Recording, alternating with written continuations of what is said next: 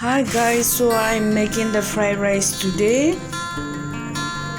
Let's start with cutting vegetables.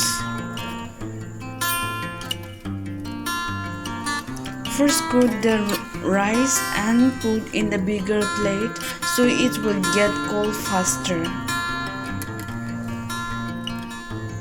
So let the pot piping hot. After that put the oil. After oil is hot, put the egg. Let it fry nicely. Then after that keep on the side in a bowl.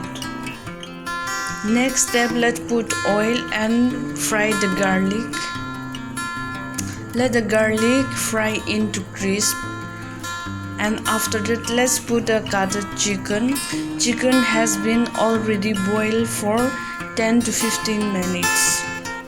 So now let's put the vegetables, bell pepper, carrot, beans, cabbage, and let it fry well. Now let's put salt, chili powder. Since I don't have a chili paste, so I'm using chili powder and soya sauce.